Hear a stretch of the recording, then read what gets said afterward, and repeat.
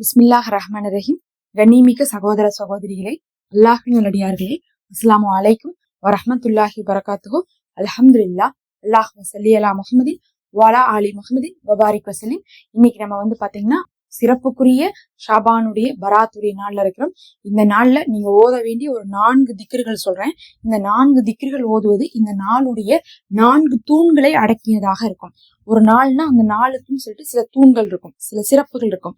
அப்படி பார்க்கும்போது இந்த நாளுக்கு 4 தூண்கள் இருக்கு. அந்த 4 தூண்களுக்கு இந்த 4 திக்ரே போதுமானது. அதுல முதல் தூண் என்னன்னு பாத்தீங்கன்னா, இந்த நாள் அல்லாஹ்வை நம்ம புகழ வேண்டிய நாள். ஏன்னா இந்த நாள் மத்த நாளை விட ஸ்பெஷலா இருக்கிறதுனால நமக்கும் அல்லாஹுக்கும் இன்னைக்கு என்ன இருக்கணும், ஒரு ரிலேஷன்ஷிப் அதிகமா இருக்கணும். அதனால முதல்ல நம்ம தக்பீர் ஓதிக்கொள்ளணும். தக்பீர்னா நம்ம இந்த பிறையெல்லாம் தெரிஞ்சா ஓதுவோமே, அந்த தக்பீர் தான். அல்லாஹு அக்பர், அல்லாஹு அக்பர், லா இலாஹா இல்லல்லாஹு அல்லாஹு அக்பர், அல்லாஹு அக்பர் வலில்லாஹில் ஹம்து அப்படின்னு சொல்லக்கூடிய அந்த தக்பீரை 33 முறை ஓதிக்கொள்ளுங்க. இதை நீங்க தனித்தனியா பிரிச்சு ஓதலாம், இல்ல ஒரே தடவையில கூட ஓதலாம், ஒன்னும் பிரச்சனை இல்லை. அதே மாதிரி ஒழுவு இல்லாட்டினாலும் ஓதலாம், தொழுகை இல்லாட்டினாலும் ஓதலாம், அதுவும் உங்களுக்கு பிரச்சனை இல்லை. அதனால தொழுகை இல்லாதவங்களும் செய்யக்கூடிய அமலாதான் நம்ம இதை கொடுக்குறோம். 33 முறை தக்பீரை ஓதிக்கொள்ளுங்க. அடுத்தது இரண்டாவது நீங்க ஓத வேண்டியது, இந்த நாள் எப்படிப்பட்ட நாள், நமக்கு விதி எழுதக்கூடிய நாளா இருக்கனால லா ஹவுல வலா குவத்த இல்லா பில்லா அப்படின்னு சொல்லக்கூடிய இந்த திக்ரை 33 முறை ஓதுங்க. காரணம் 2 காரணம் இருக்கு. ஒண்ணு, இது சொர்க்கத்துடைய மண்ணுக்கு கொடுக்கக்கூடிய ஒரு மரமாக இருக்குன்னு சொல்லிட்டு நபி இப்ராஹிம் அலைஹிஸ்ஸலாம் அவர்களே சொல்லியிருக்காங்க. இதை ஓத சொல்லுங்க உங்க உம்மத்திட்ட, அவங்களுக்கு சொர்க்கத்துல மரம் நடப்படும் சொல்லியிருக்காங்க. இன்னும் இது சொர்க்கத்துடைய புதையல்ல இருந்து நமக்கு கிடைச்சுன்னு சொல்லப்பட்டிருக்கு. எல்லாத்துக்கும் மேல தீமையை விட்டு விலகுவதும் நன்மையை செய்ய சக்தி பெறுவதும் அல்லாஹ்வை கொண்டுதான் அப்படிங்கறதுதான் இதனுடைய அர்த்தம். அப்ப இன்னைக்கு நம்ம எதுக்காக இதை கேட்கறோம்னா, விதி அப்படிங்கிறது அல்லாஹ் கையில தான் இருக்கு. அதுதான் நம்ம சொல்றோம். இன்னி நமக்கு இந்த ஒரு வருஷம் நடக்கக்கூடிய நல்லதும் கெட்டதும் அல்லாஹுடைய கையில தான் இருக்குன்னு சொல்லிட்டு விதி தீர்மானிக்கக்கூடிய நாள்ல நம்ம இதை சொல்றோம். இதை சொல்லும் போது நம்மளுடைய கஷ்டங்கள் அனைத்தும், கவலைகள் அனைத்தும் நீங்குது. அதுவும் பாத்தீங்கன்னா நம்மளுடைய 99 கவலைகளே அல்லாஹ் நீக்கிறான். நம்ம சுப்ஹானல்லாஹ் நிறைய ஓதிக்குங்க. லா ஹவுல வலா குவத்த இல்லா பில்லா. மூணாவது நீங்க ஓத வேண்டியது என்னன்னு பாத்தீங்கன்னா, அதுதான் ஹஸ்புனல்லாஹு வ நிஹ்மல் வக்கீல். இது எதுக்காக ஓதுறோம்னா, இன்னைக்கு 3வது தூண் என்னது, அல்லாஹு நமக்கு துவாக்களை ஏற்கிறான். இன்னும் நமக்கு பாத்தீங்கன்னா அடுத்த வருடத்துக்கு உண்டான அனைத்தையுமே தீர்மானிக்கிறாங்க.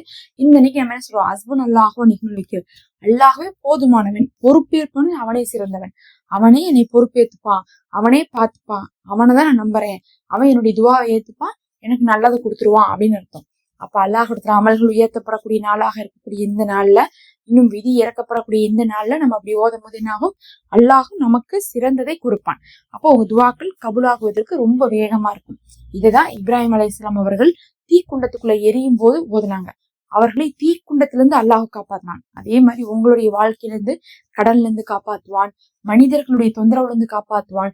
சிலருக்கு கணவர் தொந்தரவா இருக்காங்க, சிலருக்கு பார்த்தா மாமியா தொந்தரவா இருக்காங்க, சிலருக்கு பார்த்தா குடும்ப பிரச்சனை இருக்கு, வறுமை இருக்கு, நோய் தொந்தரவா இருக்கும்.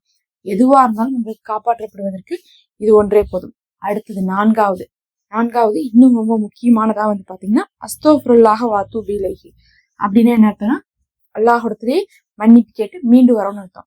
இதுல உங்களுக்கு என்ன பிரயோஜனம் பாத்தீங்கன்னா, இது பாவ மன்னிப்புக்கான நாள் அப்படிங்கறதுனால பாவங்கள் மன்னிக்கப்படுவதற்காக நீங்க என்ன பண்ணணும், இன்னைக்கு அதிகமாக இஸ்திக்ஃபார் ஓதிக்கணும். எது வேணா ஓதலாம், நிறைய துவாக்கள் இருக்கு, நிறைய திக்ர்கள் இருக்கு.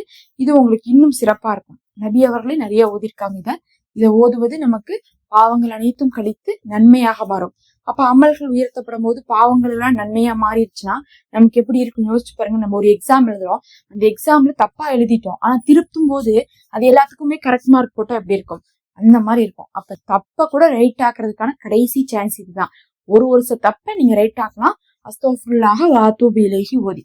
அப்ப இததான் இந்த 4 திக்ர்கள். இந்த 4 திக்ர்கள் 4 தூண்களாக இன்றைய நாள்ல இருக்கு.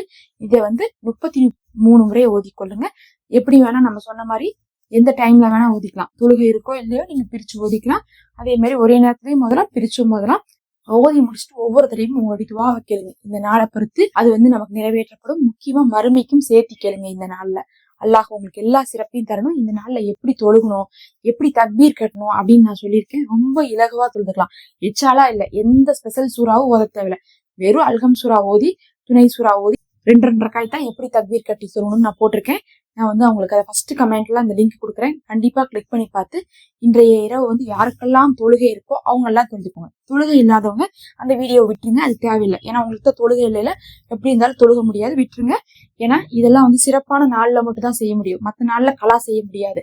அதனால இன்னைக்கு பார்த்து தொழுகை இருக்கிறவங்க மட்டும் அதை தொழுதுக்கோங்க. அல்லாஹ்வே போதுமானவன். மறக்காம சப்ஸ்கிரைப் பண்ணி லைக் பண்ணி மற்றவங்களுக்கு ஷேர் பண்ணுங்க.